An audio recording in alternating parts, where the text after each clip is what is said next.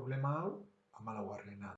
11 urte barru, Peruk duela 13 urte zuen adinaren karroten erdia izango du. Kalkulatu behar da, gaur egun Peruk duen adina. Orduan, galdera, oraingo adina denez, gure ez ezaguna, gure ixa izango da, ezagutzen ez duguna.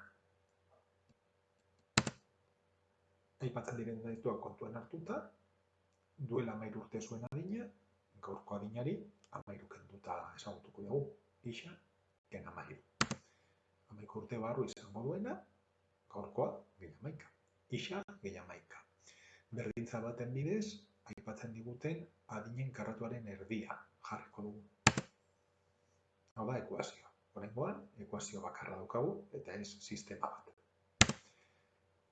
Lehenengo pausoan, eskuinaldean zatikaren azpikaldean dagoen zenbakia, beste aldera bidezkatzen pasatzen dugu, eta bestalde parentesia ixa, gen 13 berbi, ebatziko dugu laburbidezko formulak erabiliz.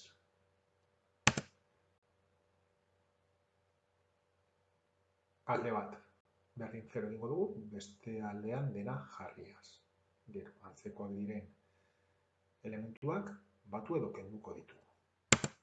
Eta ordenatu bigarren mailako ekuazioen formula erabili ahal izateko. Gogoratu bigarren mailako ekuazioen formula dela. Orduan kasu honetan A minus bat izango da, B 28 eta C minus 157. Balio hauek formulan ordezkatuz, hau izango du.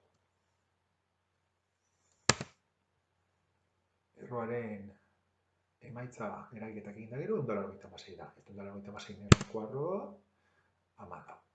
Hemendik, bi emaitza aterako zaizkigu. Minus 28 gehi 14 zati 2, eta minus 28 gen 14 zati minus 2. Bi emaitza posible daude. 7 eta 21. Vale? Hauek dira, oraingoan, gaur egun, Peruk duen adina. Hauetako balio bat, ez dugu erabiliko. 7 balioa, zergatik? Ze duela 13 urte, emaitza negatiboak iterako litzaiguke bere adina. Orduan, balio erabilgarri bakarra, 21 da.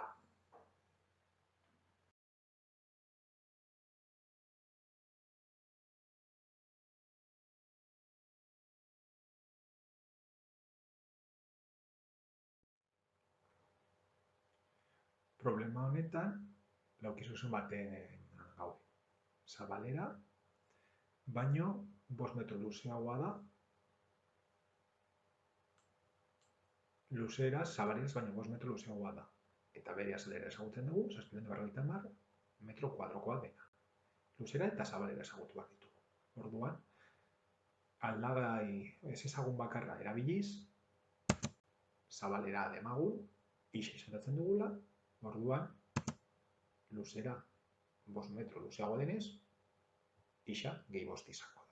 Irudi batekin argi hau ikusiko dugu. Zabalera ixa eta luzera ixa gehi 5.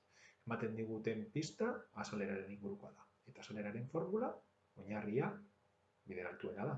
Zabalera bider luzera, beraz ixa bider ixa gehi 5. Eta horrek, azalera, 750 berdin izan da. Ekuazio hau baztiz, parentesiak kenduta, ixa bider ixa egin behar dugu ixa berbi, eta ixa bider 5, 5 ixa. Bigarren mailako ekuazio bat denez, formula aplikatu ahal izateko, berdin 0 egin behar dugunez, 750 eskuinaldetik ezkerraldera pasako dut. Batzen eguteretik, kentzen egutera pasako delarik. Hemen ja formula aplikatu dezakegu. Kasu honetan, A bat, B 5, eta C minus 750. Balioak ordezkatuz, eta kalkuluak eginez, erroaren barnean 3025 eta horren erroa 55 izango da.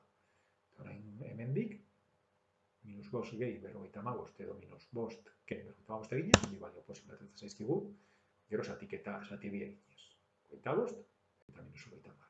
Beraz, hasiera batean bi balio posible daude, 25 eta minus 50, baina 50 ez da luzera baten balio posible bat, negatiboa dela. Beraz, balio posible bakarra, zabalera 25 izango dela, eta luzera 5 metro gehiagokoa.